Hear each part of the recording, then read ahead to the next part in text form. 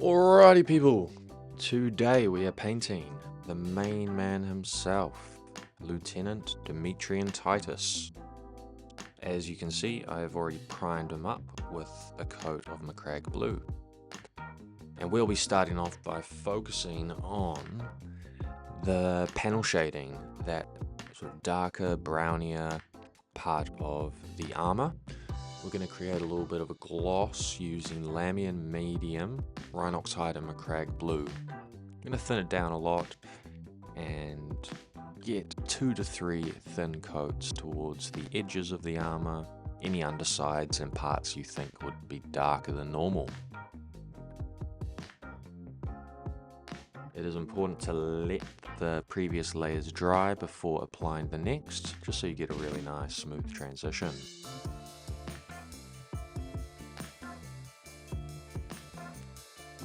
Next, just another preliminary phase will be blocking out the base with Mournfang Brown. Next, we'll be going back to the shading and combining some Cantor Blue and Black, and just blocking out any areas that are not going to be Macragge Blue, and also recess shading, as you can see here, around the outsides of raised armor panels and in any crevices in the armor.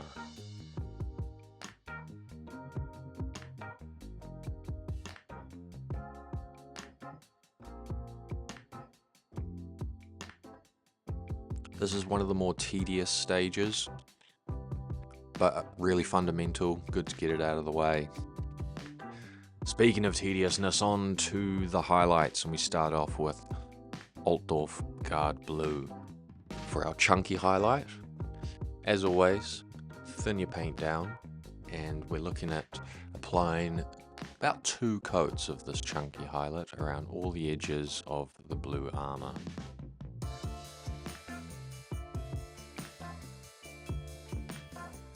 If you're wondering what sort of brushes I'm using, they are Winsor & Newton. I believe this is my size 0 or 00 brush. And we are just going to apply Altdorf Guard Blue all over those edges. And this is how that body should be looking at the end of that first layer of highlighting.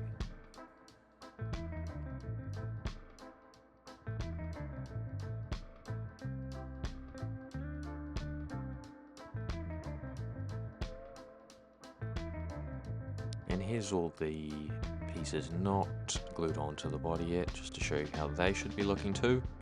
Don't forget to do the gun hand as well.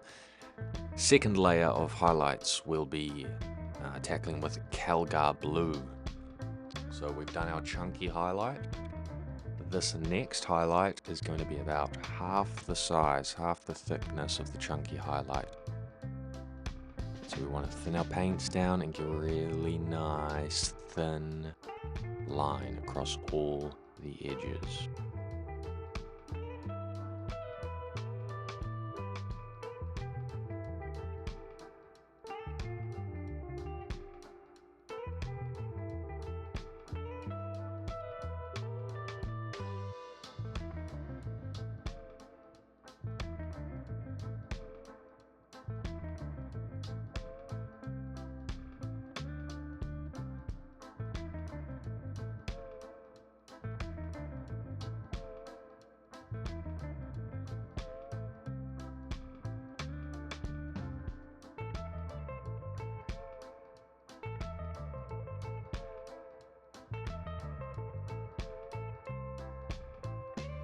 We got Fenrisian Grey next for our final highlight, so we'll just be placing this paint sparingly on the very most raised edges of the armor, not applying it everywhere, not applying it on edges on the other undersides of the armor.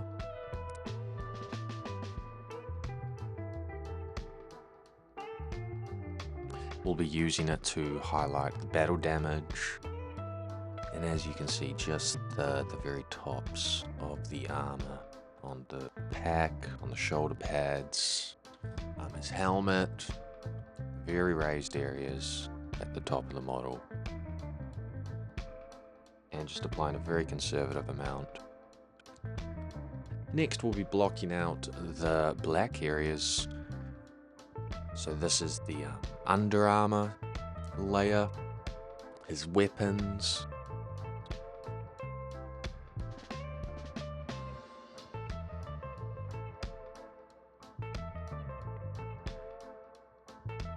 and any parts that we're going to paint silver, metallic later on. I tend to block these out with black while I'm at it.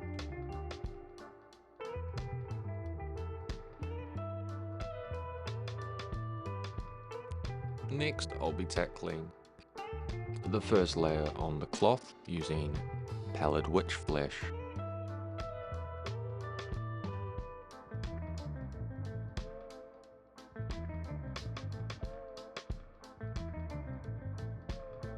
Next, we'll be tackling all the leather parts, the holster and his belts using Doombull Brown. Again, 2 to 3 thin coats.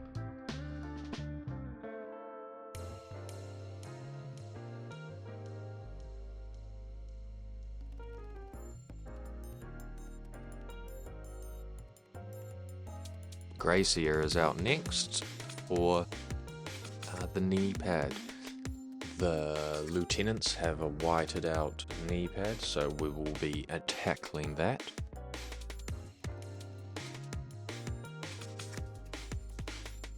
Next, on to a shabby bone. We'll be painting over the skull on his shoulder pauldron and the parchment paper of his purity seals. Corn red next. We'll be painting the handle of his weapon, the chainsword, and also the sun flare coming off the skull. A darker shade we'll be using here, Galvorback pink, to be hitting the purity seal wax. Next, we're darkening down our pallid witch flesh with some grey seer. Mix this up with some water or lamium medium and run this into the recesses, the crevices of his cloth. Be darkening that down even more with some administratum grey. Again, thinned down, applying this into the deepest crevices in the cloth. And while we are shading, tackling crevices, we'll be getting out the Rhinoxide, some lamium medium, and darkening down and shading all the leather areas, as well as the parchment paper. Any parts we've painted, you shabby bone, including the skull. Screamer Pink is out next for our first layer of highlighting on our purity seal wax. Just hitting the raised edges there, leaving some of the Galvorback pink showing below.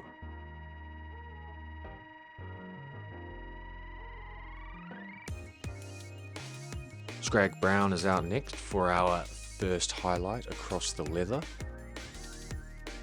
Just hitting the raised edges and blocking out the sides, the edges of the gun holsters and pockets. Feel free to add in a little bit of wear and tear, adding some strokes across the holster. We'll be enhancing those highlights with some Tau Light Ochre. That is our next color we'll be using to highlight the leather. Just tackling the edges.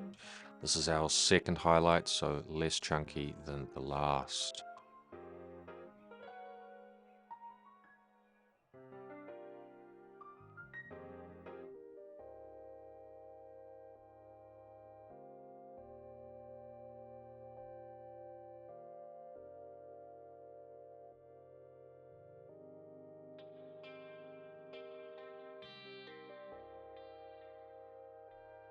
And our final dot highlight on the very corners of all the leather will be with Carrick Stone.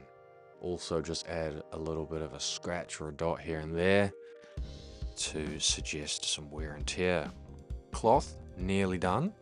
but we will be applying a yellow ornamental strip along the bottom there using Avalon Sunset. This is just a very thin line across the bottom. And now Eshin Grey is being pulled out so we can start to highlight up all of our black areas.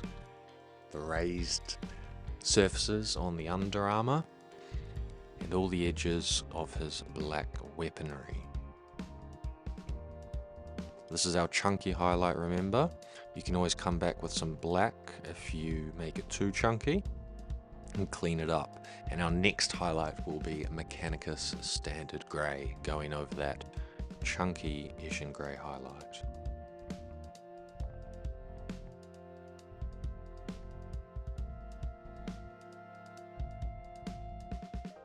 We'll be enhancing that, bringing it up another level with Dawnstone. Applying it slightly more conservatively.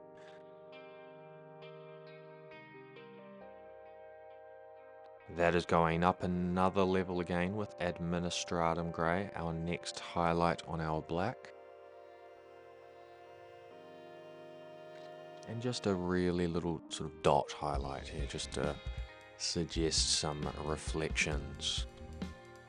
Uriel Yellow is out now, just to highlight the raised edges of the cloth, any parts that are billowing forward.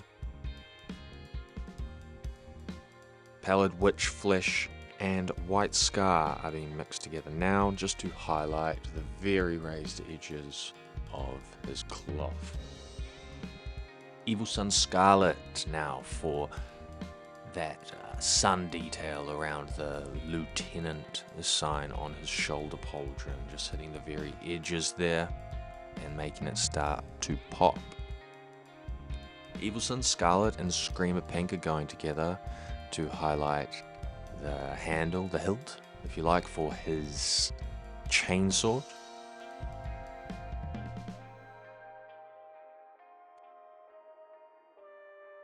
Very careful there with some thin lines, and we will be enhancing that with some Wild Rider Red. Just little dot highlights along the edge there. And doing the same for the Lieutenant symbol on his shoulder pauldron. Wraithbone is coming out next. This will be used to highlight our purity seals that we had painted with Ushabti Bone and shaded down with some Rhinoxide Lamia Medium mix before. So just hitting the raised edges and the sides there. We can do the same to the skull on the shoulder pauldron. Dark Reaper and Abaddon Black are being mixed up to here to go over our weapons. I had applied a little bit of Eshin Grey before, but I didn't want the colour to be the exact same as the under armour, so we've gone with Dark Reaper here, a slightly bluer rather than grey highlight for our weapons. Either one is fine, this is just my personal preference. Next we got Pink Horror and Screamer Pink, highlighting of course our purity seals, just very sparingly adding it to the tips and tops there. And then Dark Reaper, we've had a mix of that and Abaddon Black to our weapons. Now we're just going pure Dark Reaper for a slightly less chunky highlight across the edges and all the raised areas on his weapons. We'll be bringing that up with a mixture of Wraithbone and Thunderhawk Blue for our very thin highlight. And again, this is just a slightly bluer as opposed to grey way of highlighting black, as seen on the likes of the Black Templar's armor.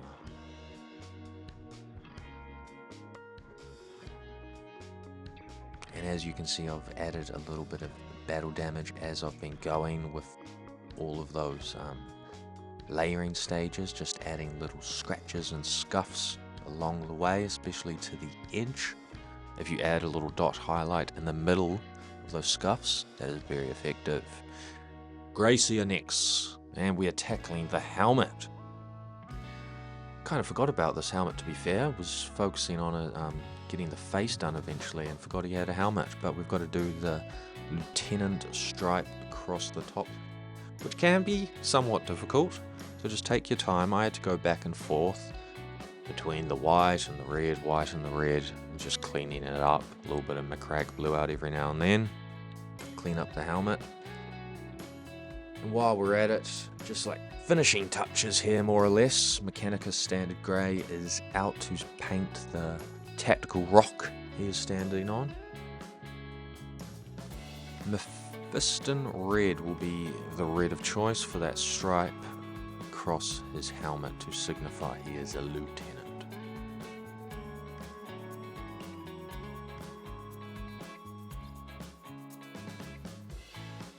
And as always, take your time. You're going to go back and forth, I imagine, just like I did. Be patient, check the source material, and you'll get there eventually. Not the easiest part of this painting process by any means, but rather difficult to get nice straight lines. But we got there eventually. Next, Seraphim Sepia is out just to shade our bone areas. Furthermore, Rhinox Hide out to paint our scripture, our prayers on the purity seals. This can also take some time if you want to get some really nice thin lines. We painted Ultra there on the shoulder pauldron too. All of this took quite a bit of time, so I haven't shown you the whole process. Abaddon Black and Mephiston Red are combined together to start with our eye lenses, just creating a nice rich dark red hue as a base. Of course, Mephiston Red will be the main colour for the eye lenses that we will add there, followed by Evil Sun's Scarlet. Nice thin line running across the bottom of the eye lens. Paint towards the center of the face, towards the nose if you like, if possible. That will accentuate the brightness there. We'll be enhancing those lenses more with some Wild Rider Red, adding this paint even more conservatively, just pulling it towards the center there. Really making it look like it's glowing right towards the center of his face. And last but not least, we add a dot of white scar at the outside edge of each eye lens to symbolize a little bit of reflecting light there. Now we can crack on with the metallics. So I made a combination for my gold, Retributor armor combined with Liberator gold for my Ultramarines. 2 to 3 thin coats across all the gold areas. And once you apply this, the magic is starting to happen. You can start to see him come to life. Ironhand Steel is my preferred metallic base paint of choice, so just going across all the parts of the model there, whacking on the metallics, really starting to come together now. This is so satisfying once you start to put the metallics on here. Be nice and careful, don't want to ruin our nice blue paint job. If you do, it's not the end of the world. You bring out your McCrag blue or your Altdorf and just do a bit of a cleanup job, yeah? To shade those, we've got Reichland Flesh Shade and Agrax Earth Shade, combining those two together with a little bit of water or Lamium Medium and applying that to our gold areas.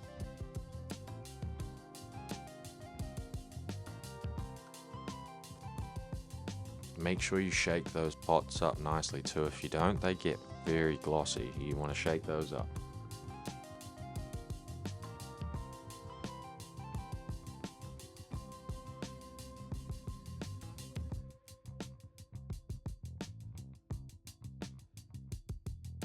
And to shade our metallic areas, we're using a mix of basilicanum grey and contrast medium.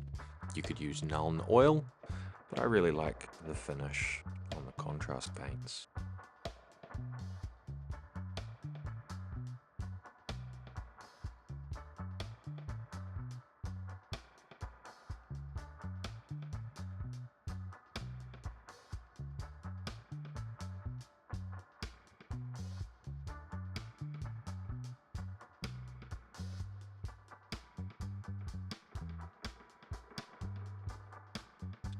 And finally, we can tackle his beautiful face using Bugman's Glow to start off with, just creating a nice pinky brown Caucasian looking skin color under there.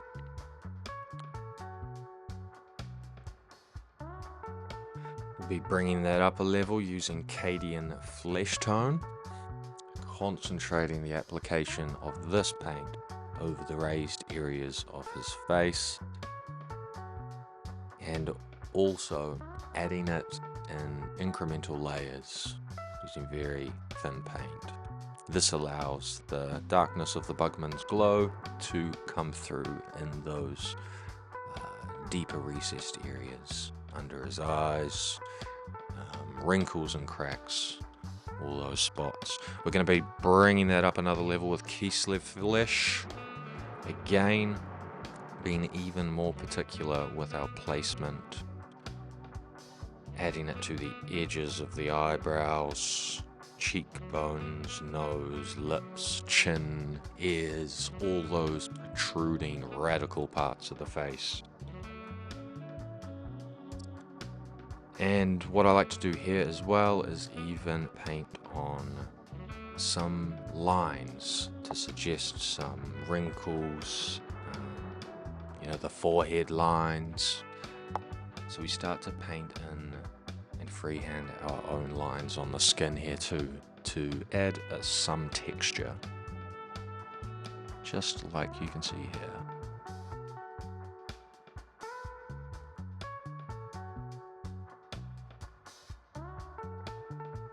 And there he is after his Kislev Flesh has been applied. And finally, we'll be adding a flayed one flesh just as a final highlight on his facial skin. Being even more conservative with our application here, making sure our lines are very thin and placed at the edges.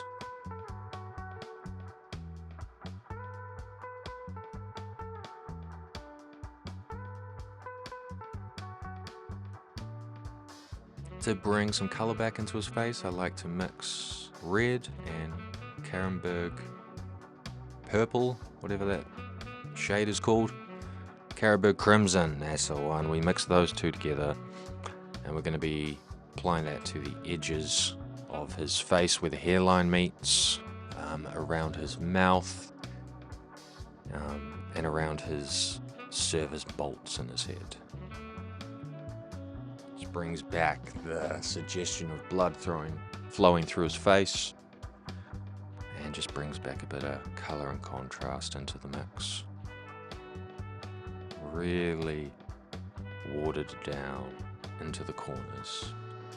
Finally, just darkening down any deep recesses in the skin with Rhinoxide and Lamium Medium. This is going to be very much thinned down, just the slightest suggestion of brown and darkness and shade is the aim of applying this.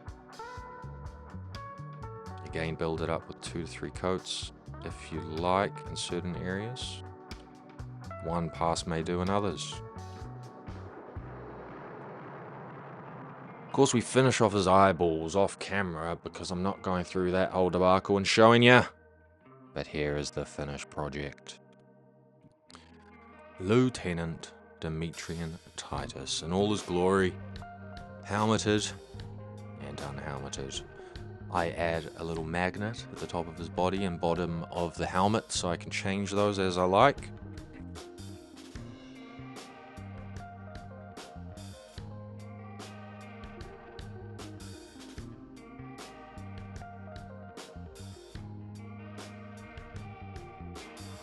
Let me know how I did, guys. Hopefully this tutorial helped you if you're painting Titus, or if you're just painting some Ultras, or just for some inspiration. I'll see you guys in the next video. Laters.